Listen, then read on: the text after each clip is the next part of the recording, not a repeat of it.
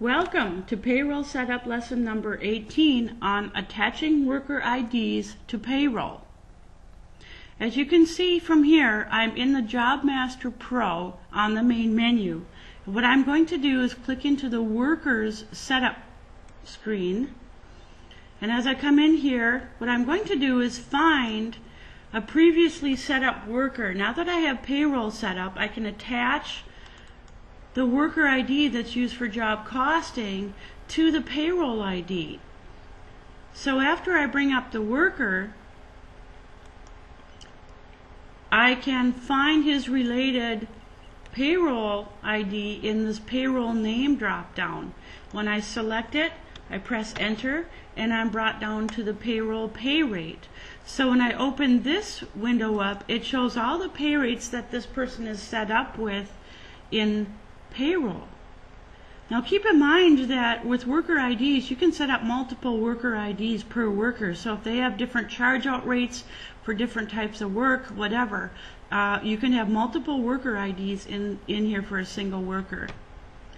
Now as I press enter on the pay rate, notice that it shows me that my pay rate that comes right out of payroll there.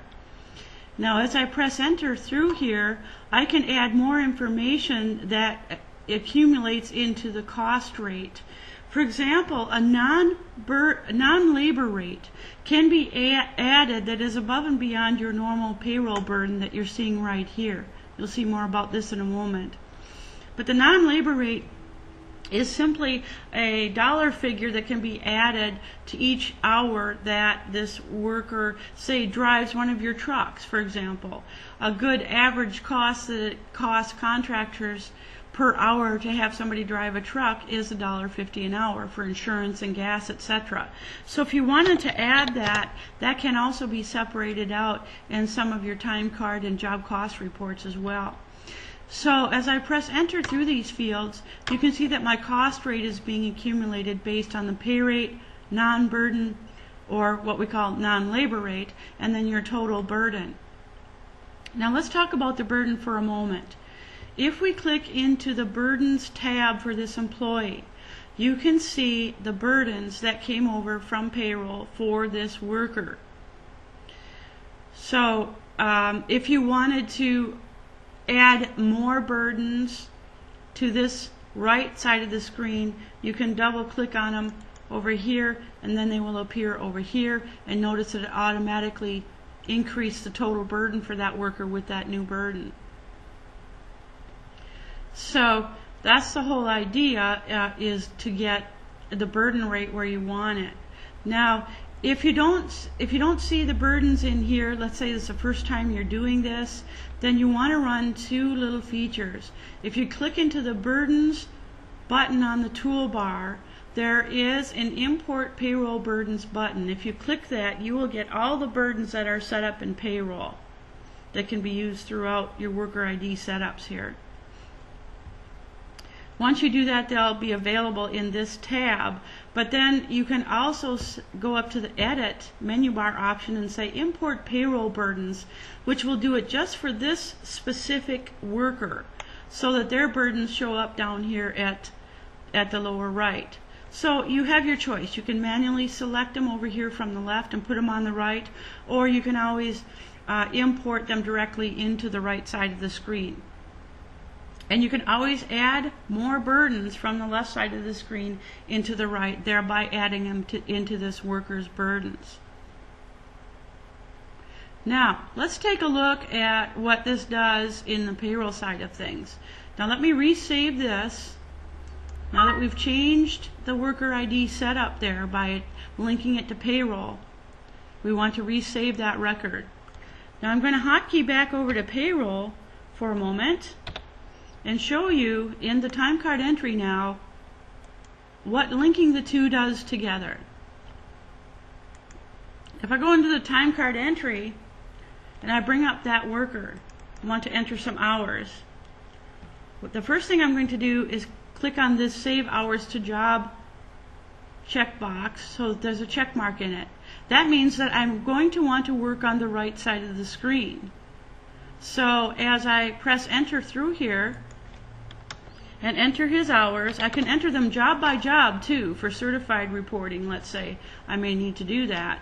So as I select the type of hours, I'm brought to the right side of the screen. Now this should have shown me the actual worker ID it was attached to. So I probably needed to exit payroll and come back in to reset that, since I just flipped back and forth between the two programs. But this is the key here. Once they're linked together, you've got your payroll information and you've got your job cost information at the right here. So as we start entering hours that these payroll hours are related to, you can see it brings over the job type for the job as a visual reminder as to what type of job you're posting to. You also have your job number lookup, which you can enter by clicking this blue lookup. But I knew my job number, so I'm just pressing enter through the fields here. Now, just as I entered the 10 hours of straight time over here on the left side of the screen for payroll, Cobra is assuming that I want to post the same way to job cost, but you can override it on this side. So if you're entering overtime hours on the left side of the screen, you don't have to post them to job cost as overtime hours. You can override them with straight time hours, which is cool. So you have that flexibility, which is why we have two parts to this time card entry screen. Now the page, if you're into in-depth job costing, you know that you can job cost anything, including your labor hours, to certain pages or sections, divisions, phases of a job by using pages. So if you wanted to do that, you can simply enter the page number for this posting and just enter right through. Now the billable flag will always remain on, and you have to check it off if you don't want these hours billed out to the customer. So job cost would be updated for these hours, but they would not show up on any customer invoices.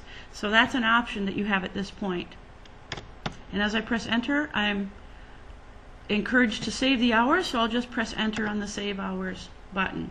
So now what's happened is I can see that those 10 hours went to this job and even this page of the job. So if I went right into my job labor screen, I would see those hours there. So they can be billed out immediately, even if payroll isn't going to be run for a few days. That ends the lesson on attaching worker IDs to payroll.